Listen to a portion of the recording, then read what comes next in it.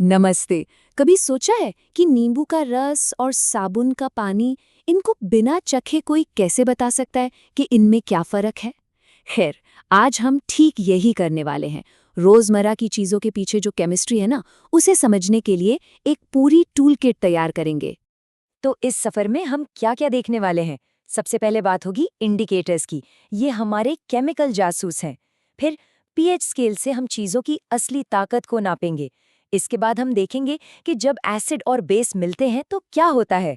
पानी से जुड़ा एक मजेदार रहस्य भी सुलझाएंगे। और हाँ, सबसे जरूरी बात, एसिड को सेफ्टी के साथ कैसे इस्तेमाल करना है, ये भी सीखेंगे। तो चलिए अपनी टूल किट का पहला टूल निकालते हैं। इसका नाम है इंडिकेटर, यानी सूचक। अब ये क्या चीज है? इनको समझिए, एक तरह का गुप्त संदेशवाहक, जो हमें उन चीजों के बारे में बताता है जो आंखों से दिखाई नहीं देती। तो हमारे सामने सबसे बड़ा सवाल यही है, बिना टेस्ट किए ये कैसे पता चले कि कोई चीज एसिड है या बेस? जाहिर है, हर चीज को चख कर देखना कोई समझदारी वाली बात तो है नहीं। और इसी का जवाब है इंडिकेटर। देखिए, इंडिकेटर बस एक ऐसा सब्सटेंस है जो एसिड या बेस के कांटेक्ट में आते ही या तो अपना रंग बदल देता है या अपनी खुशबू। मतलब ये हमें एक साफ साफ सिग्नल देता है कि भाई हम किसके साथ डील कर रहे हैं। अब ये इंडिकेटर्स भी ना मोटे तौर पे दो तरह के होते हैं। एक होते हैं नेचुरल इंडिकेटर्स, जैसे अपनी हल्दी, एसिड या बेस में डालते ही इसका रंग बदल जाता है। और दूसरे होते हैं जिन्हें हम कहते हैं ऑल्फैक्टरी इंडिकेटर्स, जैसे प्याज या वनीला। इनकी गंध, इनकी स्मेल बदल जाती है। तो एक आंखों से सिग्नल देता है और दूसरा नाक से। है ना कमाल की चीज? ठीक है, तो इंडिकेटर्स ने हमें ये तो बता दिया कि कोई चीज एसिड है या बेस, हाँ या ना में जवाब मिल गया। लेकिन अगर हमें ये जानना हो कि वो कितना एसिडिक या बेसिक है, उसकी ताकत कितनी है, तो इसके लिए हमें अपनी टूल किट का दूसरा टूल चाहिए होगा, और वो है पीएच स्केल। तो ये पीएच स्केल क्या है? ये बस 1 से लेकर 14 तक का एक पैमाना है, एक स्केल है। बीच में आता है नंबर 7, जिसका मतलब होता है न्यूट्रल, यानी ना एसिडिक ना बेसिक, जैसे कि एकदम साफ पानी। अब 7 से नीचे जितना भी जाएंगे, चीज उतनी ही एसिडिक होगी, और 7 से ऊपर उतना ही बेसिक, या जिसे एल्कलाइन भी कहते हैं। चलिए, इसको एक रियल लाइफ एग्जाम्पल से समझते हैं। मान लेते हैं कहीं पर जो बारिश हो रही है, उसके पानी का पीएच लेवल है 5। तो इसका असल में मतलब क्या हुआ? अब जरा इस चार्ट को देखिए। यहाँ 2 शहर हैं। शहर ए की बारिश का पीएच है 6 और शहर बी का है 5।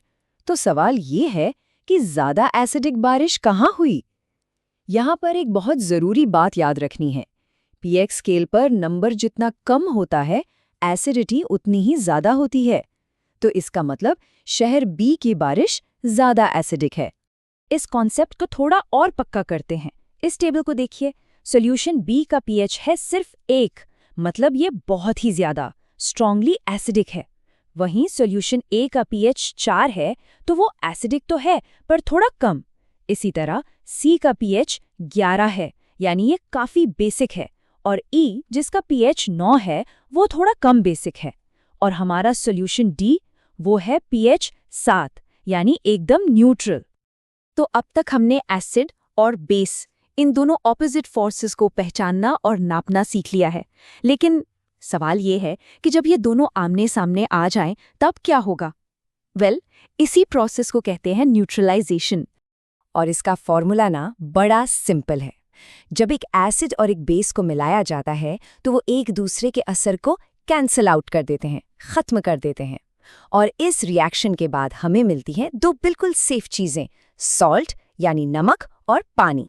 चलिए, अब तक जो हमने सीखा है, अपनी इस टूल किट का इस्तेमाल करते हैं और एक बहुत ही आम पहेली को सुलझाते हैं। ये पहेली केमिस्ट्री के एक बड़े जरूरी प्रिंसिपल को समझाती है।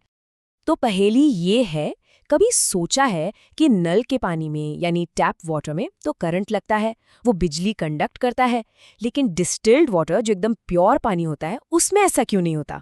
इसका सारा राज आयंस में छिपा है, होता क्या है कि नल के पानी में ना बहुत सारे नमक घुले होते हैं और यही नमक बनाते हैं आयंस। अब इन आयंस को आप छोटे छोटे बिजली के टैक्सी ड्राइवर समझ लीजिए, जो करंट को पानी में एक जगह से दूसरी जगह लेकर जाते हैं।